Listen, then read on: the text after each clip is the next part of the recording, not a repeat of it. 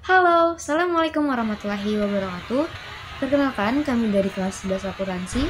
Saya Delia Rizka Ramadhani. Perkenalkan, nama saya Rifka Noviani Dwi Citra. Perkenalkan, nama saya Zakia Dwi Nurusya. Nama saya Diki Alada Saputra. Saya Nona Jasmine Alvaris. Jadi, hari ini kita akan membahas tentang peristiwa pada masa Orde Baru atau kepemimpinan Soeharto di Indonesia, yaitu kejadian bernama Petrus atau singkatan dari penembak misterius. Mau tahu gimana ceritanya? Ayo kita mulai. Bagaimana cerita mereka, permohonan mereka, dan sedemikian rupa menyayat. Kita tahu dikatakan betul sebenarnya Petrus yang disebut Gali atau Prima yang akan Yesus benar-benar diturunkan ke jalan. Republik Indonesia tidak lepas dari sebuah sejarah atas tragedi yang telah terjadi. Begitupun pada masa Orde Baru. Pada tahun 1983 hingga tahun 1985, pada masa kepemimpinan Presiden Soeharto, telah terjadi tragedi yang menggemparkan masyarakat Indonesia dan dunia. Saat itu ditemukan banyaknya korban tertembak secara tidak wajar yang tergeletak pada jalanan, bawah jembatan, hingga terkurung ke dalam karung. Korban sendiri diduga merupakan pelaku dari tindakan kriminalitas, sehingga pada masa Orde Baru tersebut telah terjadi peningkatan angka kriminalitas yang signifikan. Hal tersebut yang menjadi dugaan bahwa Presiden Soeharto menugaskan kepada Angkatan Militer Indonesia untuk melakukan penembakan kepada target yang merupakan pelaku dari tindakan kriminalitas. Akibat tragedi tersebut, banyak masyarakat Indonesia yang resah akan terjadinya penembakan misterius tersebut. Sehingga bisa dikatakan bahwa hal tersebut menjadi tindakan main hakim sendiri yang dimana para korban tidak diadili secara manusiawi.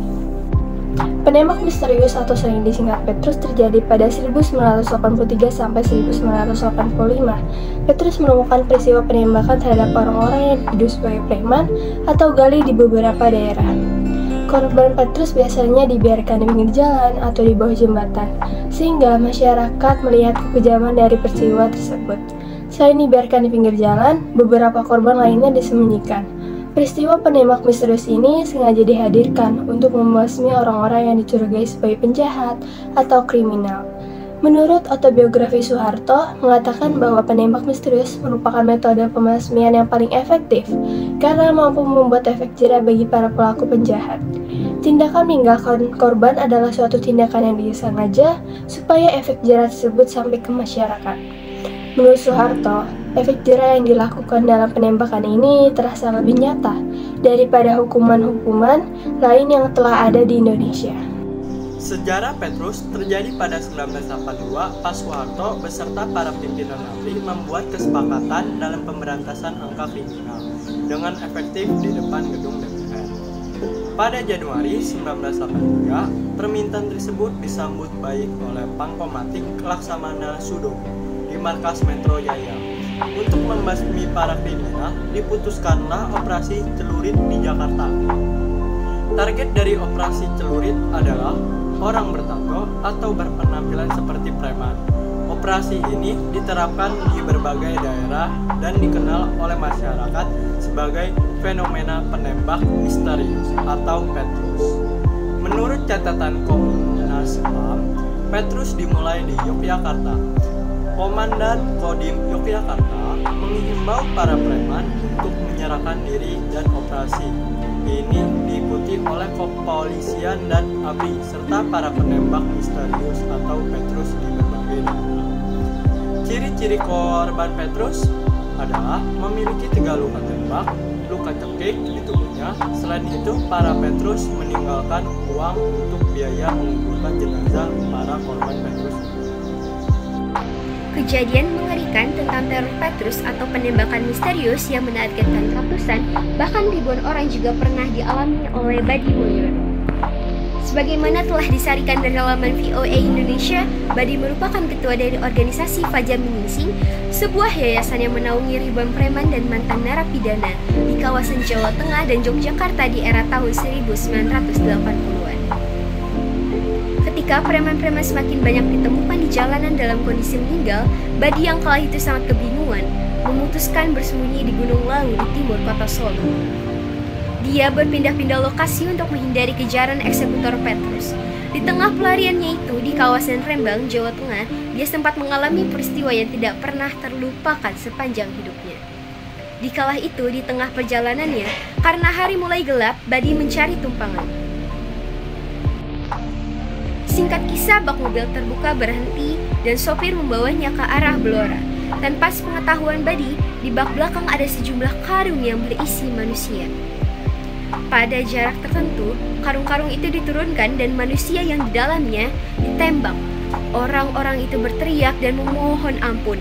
Hal itu membuat Badi menjadi sangat ketakutan dan dihantui oleh rasa was-was mendalam. Dan di kala itu, Badi sendiri memang salah satu preman yang dicari di Jawa Tengah. Beruntungnya para eksekutor malam itu tidak mengenal dirinya. Akibat kekejaman yang dilakukan kepada mereka yang menjadi target penembak misterius atau Petrus pada tahun 1983 ini telah memakan banyak korban jiwa. Tercatat pada tahun 1983 sekitar 533 tewas dan 367 diantaranya tewas akibat luka tembakan. Para korban Petrus saat ditemukan masyarakat dalam kondisi tangan dan lehernya itu terikat. Banyak korban yang dimasukkan ke dalam karung yang ditinggal di pinggir jalan begitu saja, dibuang ke sungai, laut, kebun, ataupun hutan. Pola pengambilan para korban kebanyakan diculik oleh orang tak dikenal dan dijemputkan. Pola pengambilan para korban yang dilakukan oleh militer pada saat itu kebanyakan diculik oleh orang yang tidak dikenal dan dijemput aparat keamanan. Kejadian Petrus ini merupakan soal rekoleksi memori akan kekejaman-kekejaman yang terjadi di masa lampau dan sampai saat ini masih belum terpecahkan. Dengan adanya sejarah penembak misterius atau Petrus yang bertujuan membasmi kriminal tanpa adanya peradilan merupakan sebuah tindakan kejam yang tidak boleh terulang lagi dalam praktek kenegaraan kita. Jadi begitulah kisah Petrus atau penembak misterius yang dapat kami sampaikan atau yang dapat kita bahas. Sekian, wassalamualaikum warahmatullahi wabarakatuh.